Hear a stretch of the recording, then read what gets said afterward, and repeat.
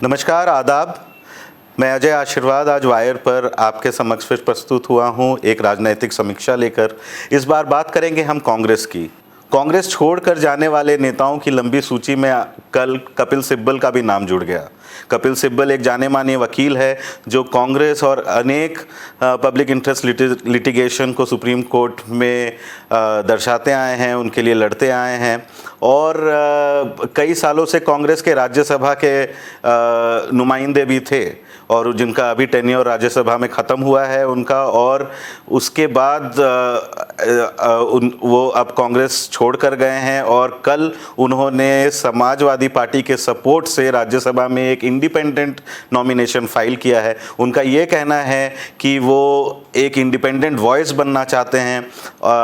देश की राजनीति में, और उनके आने वाले दिनों में उनका प्रयास ये रहेगा कि वो देश के जितनी भी विपक्ष की पार्टियां हैं उनको जोड़कर बीजेपी के खिलाफ 2024 में एक यूनाइटेड फ्रंट बनाने की उनकी कोशिश रहेगी। एक यूनाइटेड फ्रंट बनाएंगे। उनसे जब ये पूछा गया कि सारे क्या विपक्षी दल एक साथ आएंगे, तो उनका यही कहना था कि उनका यही प्रयास रहेगा, और क्योंकि इतने सालों से वो राजनीति में थे और उनका ये मानना है कि बीजेपी जिस तरीके से डोमिनेंट हो गई है अब इंडिया में, वो और जिस तरीके से अपने कॉन्स्टिट्यूशनल पावर्स का वो वायलेशन कर रही है, इसीलिए बहुत ज़्यादा ज़रूरी हो गया है कि एक इंडिपेंडेंट वॉइस सारे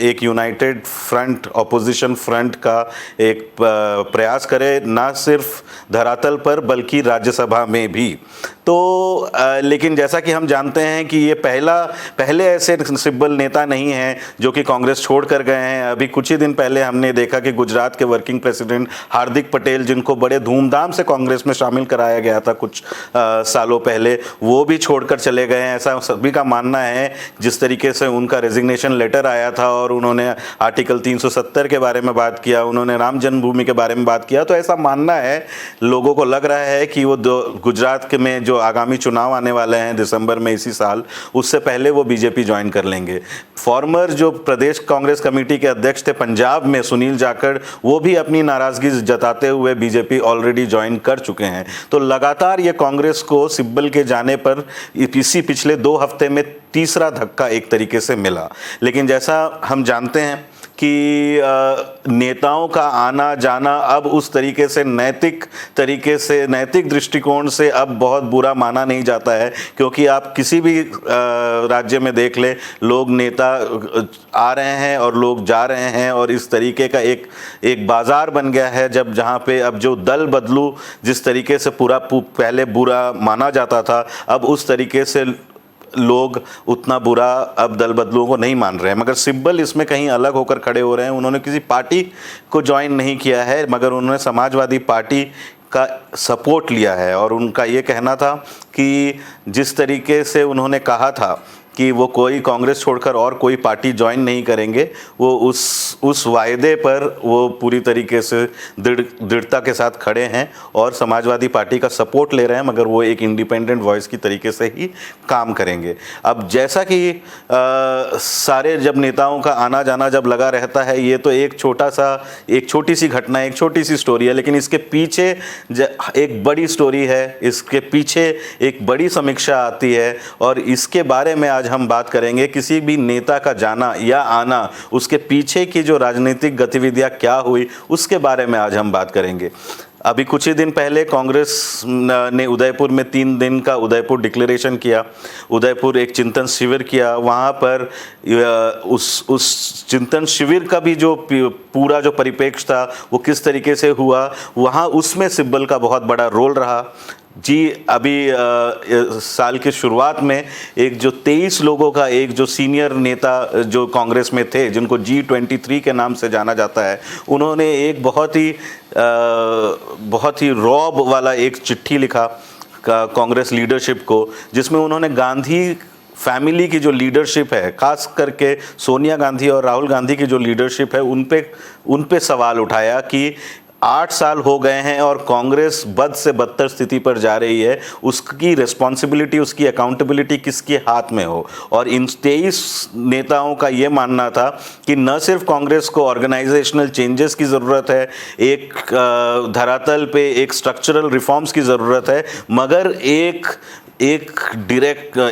डिसाइसिव लीडरशिप की ज़रूरत है, जो गांधी फैमिली देने में, कांग्रेस को देने में असक्षम रही है। तो उसी समय से कांग्रेस के अंदर एक तरीके से स्टॉर्म आया हुआ है, एक टर्मोइल आया हुआ है, और उसके अंदर लगातार जहां सोनिया गांधी जो अभी इंटरिम प्रेसिडेंट है, वो इस रेबेलियन को किसी तरीके से दबाने में लगी हुई हैं, और वहीं पर देख रहे हैं कि ये 23 लोगों का जो गुट है वो हर बार कुछ ना कुछ मीडिया में इस तरीके के स्टेटमेंट देते हैं जिसका मतलब ऐसा माना जाता है कि वो गांधी परिवार पर फिर से उनका वो सवाल उठा रहे हैं, उनकी लीडरशिप पे सवाल उठा रहे हैं। तो इसी आधार पर चिंतन शिविर भी हुआ था, जहां पर सोनिया गांधी ने पहली बार, मतलब इससे पहले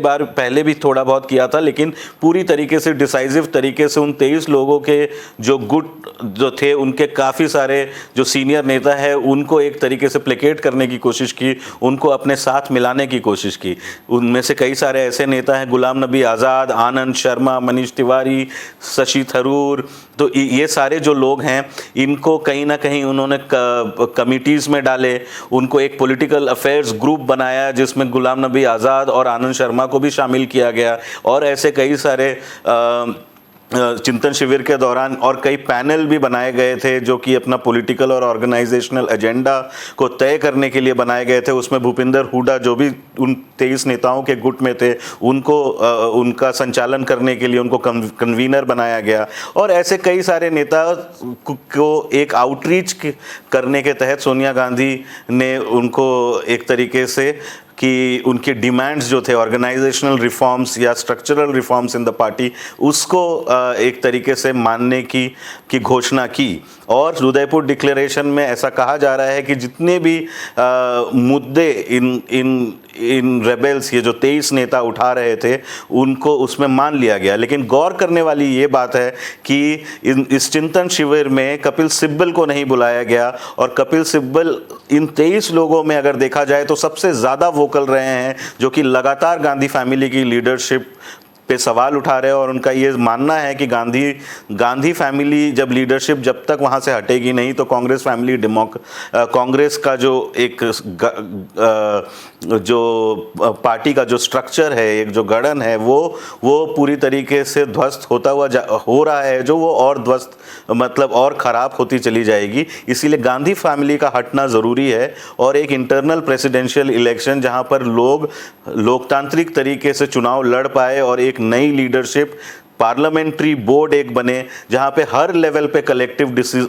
डिसीजन मेकिंग हो। इस तरीके के उनके कुछ आइडियाज़ थे, लेकिन सिब्बल को पूरी तरीके से सोनिया गांधी ने एक तरीके से नकार दिया था। ना कि उनको चिंतन शिविर में भी नहीं बुलाया गया, उनके जितने भी मीडिया में इंटरव्यूज़ है उनको उसकी भी एक तरीके से उसको रजिस्टर नहीं करके उनकी हर तरीके से अवहेलना जब हुई, तो सब सिब्बल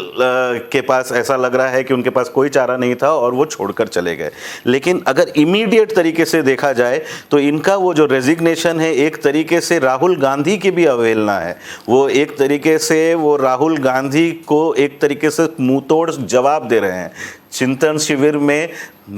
शिविर में 15 को ख़त्म हुआ, कपिल सिब्बल ने मई 16 को अपना रेजिग्नेशन लेटर दिया। 15 तारीख को राहुल गांधी ने एक बहुत ही इम्पॉर्टेंट बात कही थी अपने भाषण में। उन्होंने ये कहा था कि कांग्रेस ही एक ऐसी पार्टी है जो कि विचारधारा की लड़ाई लड़ सकती है बीजेपी से। रीजनल पार्टीज़ जो उनके, उसमें से बहुत सारे जो अलाइज है, अभी हमने कुछ दिनों पहले देखा कि बहुत सारे कांग्रेस के लीडर्स तृणमूल कांग्रेस ज्वाइन कर रहे हैं, या फिर कुछ और दूसरी पार्टियों की तरफ देख रहे हैं जो कि एंटी बीजेपी तो है, मगर कांग्रेस या यूपीए की यूपीए का पार्ट नहीं है। तो ऐसे में राहुल गांधी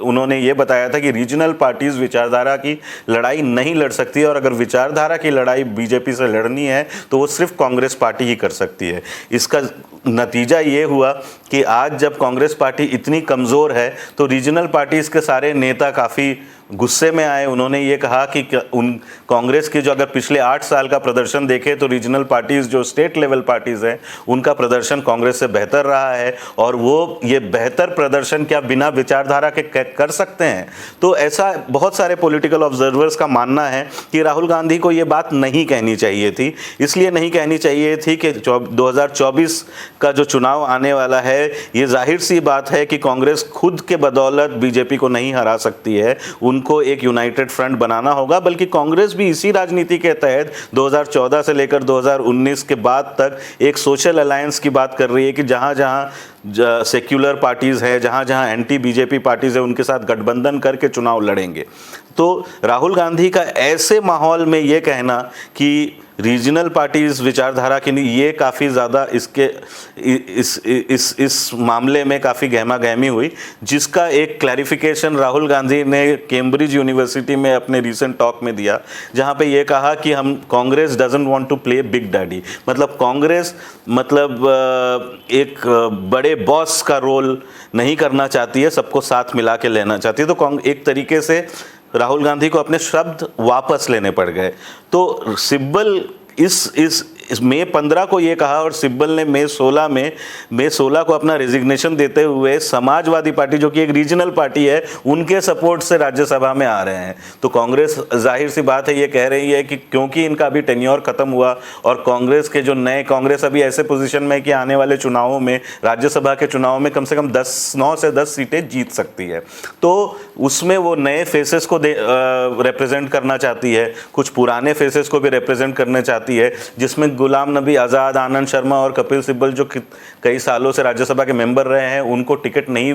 देने का एक तरीके से फैसला हो गया था। इसीलिए सिब्बल छोड़कर एक इंडिपेंडेंट नॉमिनेशन उन्होंने अपना फाइल किया। रही बात गुलाम नबी आज़ाद की या फिर आनंद शर्मा को इनको एक पॉलिटिकल अफेयर्स ग्रुप का पार्ट बना दिया गया है, जो कि एक एडवाइजरी कमेटी की तरीके से फंक्शन करेगी। जैसा कि बीजेपी में हमने देखा मार्गदर्शक मंडल जो एक एडवाइजरी कमेटी थी, उसी तरीके से ऐसे सीनियर नेताओं को वहाँ पर बैठा दिया गया। जब सोनिया गांधी ने चिंतन शिविर में ये कहा था कि पार्टी ने हमें सब लोगों को बहुत कुछ दिया है, अब टाइम ये आ गया है ये कर्ज चुकाने का, एक तरीके से वो मैसेज तो था कि हम आपने जो मुद्दे उठाए, जो डिसेंटर्स आपने, हम उनको शामिल करेंगे अपने उदयपुर डिक्लेरेशन में, लेकिन अब ये भी समय आ चुका है कि आप एक बैकग्राउंड में एक रोल ले और नए लोगों को ऊपर आने दें। तो सोनिया गांधी ने अपना मैसेज उस लेवल पे जाहिर कर दिया। जहां सोनिया गांधी ने मैसेज जाहिर नहीं किया है और कंफ्यूजिंग मैसेजेस लोगों को दे रहे हैं, वो है कि गांधी फैमिली का फ्यूचर में कांग्रेस में क्या रोल रहेगा। ये रोल क्या गांधी फैमिली हट जाएगी? बहुत लोगों का ये मानना है कि राहुल गांधी ने जब प्रेसिडेंट के पोस्ट से रिज़ाइन किया था 2019 के चुनाव में हार के बाद, तो वो अब नहीं लड़ेंगे। और बहुत सारे लोगों का मानना है कि राहुल गांधी अभी भी चुनाव नहीं लड़ना चाहते हैं। लेकिन जब स्टेट यूनिट्स की बात करें तो सभी ये चाहते हैं कि गांधी फैमिली में से ही कोई एक नुमाइंदा कांग्रेस की अगुवाई करे, और उसमें राहुल गांधी उस तरीके से अगर चुनाव लड़ते हैं, आने वाली अगस्त या अक्टूबर तक कांग्रेस के इंटरनल चुनाव हो जाएंगे जैसा कि बताया गया है, तो वहाँ पर तो राहुल गांधी जीत ही जाएंगे। लेकिन क्योंकि अगर राहुल गांधी नहीं लड़ना चाहते हैं तो क्या वो रास्ता साफ कर रहे हैं दूसरे नेताओं के लिए कि वो आकर लड़े? क्योंकि कोई भी कांग्रेस में ऐसा नेता अब नहीं बचेगा जो कि राहुल गांधी को हरा पाए। तो गांधी फैमिली अगर अगुवाई नहीं करना चाहते हैं तो उनको रास्ते से हटना होगा और दूसरे लोगों को चांस देना होगा, ताकि लोकतांत्रिक तरीके से चुनाव हो पाए और कांग्रेस एक नई दिशा में जाए। नई दिशा में जाने के लिए उदयपुर डिक्लेरेशन तो आया, जहां पर 1 फैमिली 1 टिकट की बात की जा रही है। कमिटीज़ में 50 लोगों का 50% रिजर्वेशन की बात की जा रही है अनुसूचित जाति, आदिवासियों या ओबीसीज या माइनॉरिटीज़ के लिए। हर बूथ लेवल को एनर्जाइज करने की बात की जा रही है, नया मंडल कमेटी बनाने की बात की जा रही है। सब सारी चीज़ें सही हैं। स्ट्रक्चरल रिफॉर्म्स की तरफ कांग्रेस अभी आगे बढ़ चुकी है। जब से चिंतन शिविर खत्म हुआ है तब से सारे कमिटीज़ और सारे नेताओं को यही रिस्पॉन्सिबिलिटी दी गई है कि ये अपने ऑर्गेनाइजेशनल रिफॉर्म्स कर एक भारत जोड़ो अभियान, एक यात्रा वो उसमें शामिल होंगे अक्टूबर 2 से, गांधी जयंती से, और डिस्ट्रिक्ट लेवल में जन जागरण यात्रा करेंगे। ये सारी चीज़ें होने के बावजूद कांग्रेस एकजुट तभी हो पाएगी जब कांग्रेस का एक जो ग्राउंड लेवल का धरातल पे जो वर्कर है उसको ये समझ आना चाहिए कि आने वाले दिनों में उनका लीडर कौन होगा। क्या वो गांधी फैमिली का कोई नुमाइंदा होगा या फिर कोई बाहर के होंगे? क्या वो अशोक गहलोत होंगे, क्या वो दिग्विजय सिंह होंगे, या क्या कोई और नेता होगा? ये जो क्लैरिटी है वो किसी भी कांग्रेस पार्टी के वर्कर में नहीं है। और जब ये क्लैरिटी नहीं होती है तो वो एनर्जाइज या स्ट्रक्चरल रिफॉर्म्स, जो भी जितनी भी चीज़ें उदयपुर डिक्लेरेशन में बात की गई है, वो सिर्फ पेपर में ही रह जाता है और उसकी इम्प्लीमेंटेशन में कोई ताकत नहीं रहती है, कोई ऑर्गेनिक तरीके से वो इम्प्लीमेंट नहीं हो पाता है। ये कोई भी है, बीजेपी का अगर हम देख लें तो बीजेपी का हर छोटा वर्कर ये जानता है कि मोदी शाह की अगुवाई में ही बीजेपी आगे जा रही है और हम उन्हीं के अंडर हम सब काम कर रहे हैं। लेकिन ये कांग्रेस की असलियत अब नहीं है। कांग्रेस की जो रियलिटी अभी ये है, किसी को नहीं मालूम है कि आगे आने वाले दिनों में चाहे वो उनका प्रेसिडेंट या लीडर वो राहुल गांधी होगा या प्रियंका गांधी होगी, क्योंकि सोनिया गांधी ने तो रिटायरमेंट का फैसला ले लिया, या फिर कोई और होगा। ये क्लैरिटी अभी तक नहीं आई है। और इसीलिए ये जो G23 ग्रुप है, इसमें कई सारे नेता और उसमें कपिल सिब्बल भी, उनका ये मानना है कि उदयपुर डिक्लेरेशन जो एक ऐसा डिक्लेरेशन है जहां पर जो सबसे क्रूशियल सवाल है, जो सबसे महत्वपूर्ण सवाल है कि कांग्रेस की अगुवाई करेगा कौन, और ये सारा जो कंट्रोवर्सी या टर्मोइल पार्टी के अंदर चल रहा है वो सिंगल पॉइंट एजेंडा पे कर रहे हैं कि लीडरशिप क्वेश्चन, जो लीडरशिप क्राइसिस आई हुई है कि एक ये जो पूरा कांग्रेस का जो ये पार्टी है और वर्कर है, इनको आगे चलाने वाला, इनका शेफर्ड कौन होंगे, वो अभी तक क्लियर नहीं है। और उसको सोनिया गांधी ये सारी चीज़ें तो कर रही हैं, लेकिन इसमें कंफ्यूजिंग मैसेज दे रही हैं कि लीडरशिप इसका कांग्रेस को चलाने वाला आने वाले दिनों में कौन होगा। और जब तक वो क्लैरिटी कांग्रेस के आम वर्कर में नहीं आती है, तब तक इस तरीके से जो एग्जिट्स हो रहे हैं बड़े बड़े नेताओं के, आने वाले दिनों में हम और भी नेता देख सकते हैं कि कौन वो लोग छोड़कर जा रहे हैं। क्योंकि ये सारी चीज़ें होने के बाद अगर स्ट्रक्चरल रिफॉर्म्स हो जाए तो भी लीडरशिप का सवाल ना सिर्फ सेंट्रल लीडरशिप रहता है, मगर हर जगह हम देख रहे हैं राजस्थान में कि गहलोत और जो सबसे दो बड़े दिग्गज नेता हैं, अशोक गहलोत सीएम है अभी, और सचिन पायलट वो राइवल्स हैं। मध्य प्रदेश में जहाँ पर उनकी सरकार थी, वो दिग्विजय सिंह और कमलनाथ की राइवलरी के कारण कहीं ना कहीं ख़राब हो गई और सिंधिया तो छोड़कर चले ही गए। उसी तरीके से छत्तीसगढ़ में अगर हम देखें तो भूपेश बघेल और टीएस सिंहदेव, उनके बीच में राइवलरी है। तो हर जगह जो ऊपरी जब तक लीडरशिप तय नहीं होता है तो इन सब जो छोटे छोटे स्टेट यूनिट्स में जो राइवलरी है उसको ख़त्म करने वाला भी कोई लीडर है नहीं। और जैसा लग रहा है कि राहुल गांधी ने अभी तक उस तरीके से कोई इस तरीके के साइंस नहीं दिए हैं कि वो पार्टी की कमान अपने हाथ में लेना चाहते हैं, बल्कि उनसे जब भी पूछा जाता है तो वो कहते हैं कि मैं एक मामूली एमपी हूँ। इसके बावजूद भी अगर चिंतन शिविर में राहुल गांधी को सबसे प्रोमिनेंट पोजीशन मिलता है, सारे डिसीजन में उन्हीं की राय ली जाती है, तो अगर क्या वो मामूली एमपी बोल देने से तो वो होते नहीं हैं, क्योंकि सारे जो डिसीजंस है वो अगर राहुल गांधी ले रहे हैं तो वो मामूली एमपी किसी भी हाल में नहीं है। तो या तो उन्हें तय करना होगा कि वो कांग्रेस की अगुवाई करें, या फिर रास्ता साफ करना होगा और एक एडवाइजरी ग्रुप का पार्ट बनकर वो रह जाएं। तो आने वाले दिनों में अगर कांग्रेस को 2024 के लिए वो सही तरीके से प्रयत्न करना चाहती है, एक ताकतवर पार्टी बनना चाहती है, तो उनको लीडरशिप क्वेश्चन आज अभी ज़रूरी है कि उसको सबसे पहले एड्रेस करें। और बाकी सारी जो रिफॉर्म्स लाना चाहते हैं उसका मतलब या उससे कुछ फ़ायदा अगर होता है तो बिना लीडरशिप क्वेश्चन को एड्रेस किए हुए नहीं हो सकता है। आज के लिए बस इतने ही। वायर में जुड़ने के लिए आपका बहुत बहुत शुक्रिया। नमस्कार। Get a sneak peek of exclusive content before everyone else. For channel members only. Memberships start at ₹89. Hit the join button below.